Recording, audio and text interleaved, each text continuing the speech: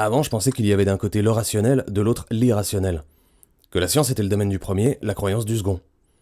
Puis le désert est arrivé et j'ai bien dû me rendre à l'évidence. Il existe des physiciens, croyants, qui n'ont pas l'air affligés par une quelconque dissonance cognitive et qui vivent leur existence en toute quiétude.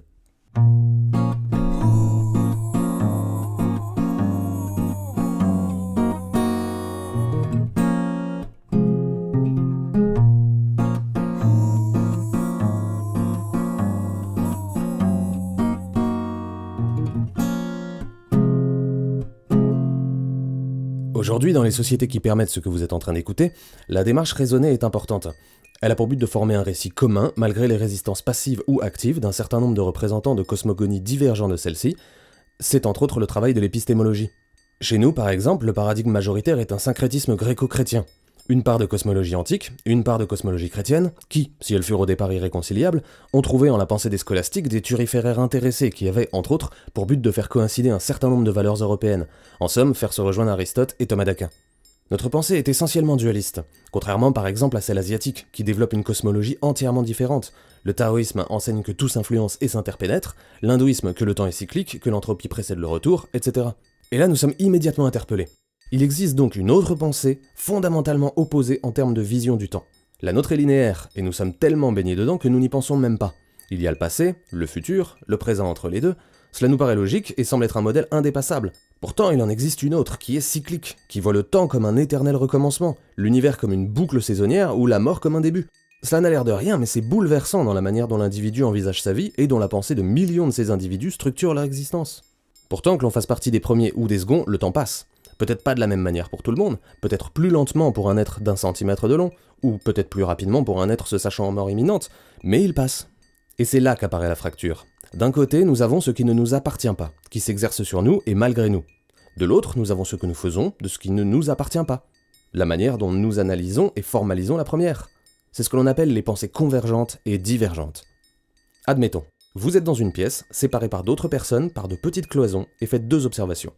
La couleur d'un spot et l'image que celui-ci renvoie sur chaque cloison. Très logiquement, vous et les autres participants seront d'accord sur la couleur du spot, car vous la sentez tous de la même manière, et seule une personne ayant une impossibilité de ressentir normalement sera exclue du consensus. En revanche, vous obtiendrez des réponses différentes pour chacun des participants sur l'image produite, car la lumière différemment déformée par chaque cloison produit des images que chacun analysera de sa manière. Vous êtes passé dans le stade de l'imagination. Dans le premier cas, tout le monde est d'accord. Dans le second, il y a des accords, soit à cause d'une incapacité à percevoir normalement, soit à cause non plus d'une sensation, mais d'une interprétation rendue obligatoire par la perception floue du sujet. Au départ, il y avait des pages vides et des feuilles blanches. Il fallut bien que quelqu'un se mette à y écrire. On peut imaginer sans trop s'avancer que les premiers êtres humains ont vécu dans l'ère de l'émotion. Dans cette ère, on ne sait rien de plus que ce que l'on ressent. On est donc la victime de tout le reste. Je souffre en méconnaissant la maladie, je dors en méconnaissant le rêve, je crie en méconnaissant la foudre. On passe ensuite à l'ère de l'imagination. Ce n'est pas fort enviable, l'état d'ignorance quasi complet. Nous avons besoin d'expliquer. Alors nous répondons à ces émotions par des présupposés, qui seront, évidemment, bancals à plus d'un aspect, mais c'est un premier pas. Puis on prend toutes ces imaginations et on les rassemble dans l'ère de la formalisation. On ne fait rien d'autre que de créer une culture, en triant les informations, en rejetant ce qui ne nous convient pas, et en affinant ce que nous avions déjà créé. Enfin arrive l'ère de la vérification, où quelqu'un remet en question ce qu'on a pu lui dire et tente d'expérimenter sur cela. Et vous pouvez en faire l'expérience vous-même. Si vous êtes demain piqué par un insecte fourbe, vous passerez par ces 4 stades. L'incompréhension face à la surprise de la douleur, l'imagination de ce qui a potentiellement pu se produire. Une fois votre cerveau calmé, vous passerez à l'échafaudage d'hypothèses sur ce qui a pu se passer, puis la constatation que vous avez une rougeur sur un membre que, par souci de pudeur élémentaire, nous ne définirons pas. Revenons-en au fait. Ainsi se forme l'histoire de 2 systèmes, le divergent aboutissant au convergent. L'un diverge, la croyance, en ça que sa réponse dépendra de la culture, du savoir, du pays, etc. L'autre converge, la raison, en ça qu'il offrira toujours la même réponse selon l'individu qui y répondra, à l'aide d'une heuristique établie. Il faut se souvenir qu'en science, un système reste vrai tant qu'on n'a pas prouvé qu'il était faux. Si les connaissances évoluent et qu'un nouveau paradigme naît, cela n'invalide pas le précédent. On pourrait trouver des milliers d'exemples de changements, cela ne voudrait pas dire que le scientifique de l'époque avait tort, mais que la théorie était incomplète. Il défrichait. Et c'est la marche normale de la science que d'évoluer. Un nouveau système n'invalide pas le système, il ne fait que le prolonger. C'est ce que Thomas Kuhn expose dans son Paradigm Shift, dont les 5 actes s'articulent ainsi. Une proposition est faite, une unanimité se crée autour de cette acception, une anomalie est démontrée dans la proposition, une remise en question est engagée, une redéfinition est préparée afin d'aboutir à une nouvelle proposition, et ainsi de suite. Proposition faite, adoption unanime, anomalie démontrée, crise du schéma, redéfinition, etc. La science est une éternelle suite de chutes vers l'équilibre, d'équilibre vers la chute. Ce qui nous amène à une instance importante. Prouver ou non l'existence du divin n'est pas le problème de la science. La science doit être absolument détachée de la métaphysique, mais ne pas la nier pour autant, ce qui serait refaire l'erreur des positivistes et des scientistes. C'est un cliché, mais je me vois obligé de le ressasser. Les sciences dures ne se préoccupent pas de ce qu'elles ne peuvent pas analyser. Prouver le sacré restera toujours impossible à cause même de son statut de sacré, donc échappant à l'immanence. On ne mesure pas la grandeur d'une âme avec un mètre ruban, alors qu'on peut le faire grâce par exemple à la théologie et inventer des au-delà à partir de rien. Mais l'épistémologie nous enseigne qu'il est une rigueur indispensable aux sciences dures qui ne peut s'appliquer de la même manière aux sciences douces, donc aux sciences humaines et sociales.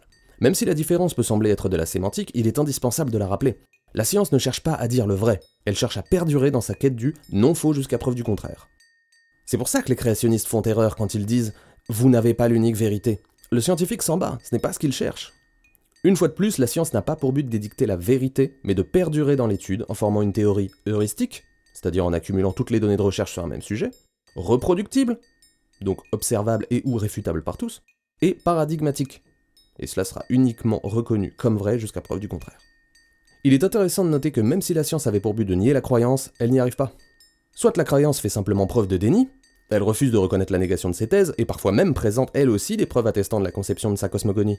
Allez, rions un brin avec le cher Kaibari. Si la Terre tournait sur elle-même, je pourrais m'envoler dans un avion, et soit rester en vol stationnaire jusqu'à ce que la position souhaitée m'atteigne sans que je n'ai bougé, soit tourner en sens inverse de la rotation terrestre, et ainsi ne jamais atteindre le point que je cherche à rejoindre. Ça tombe sous le sens, même si c'est faux. Or, nous sommes là en présence d'un homme qui place son credo au-dessus de tout le reste. Si la réalité ne correspond pas au credo, qui dit que la Terre ne tourne pas, c'est la réalité qui a tort, et le credo qui a raison. La science n'arrive pas non plus à nier la croyance lorsque celle-ci opère une restructuration en repassant par la case formalisation, et fuit le domaine des sciences pour se cantonner au domaine philosophique.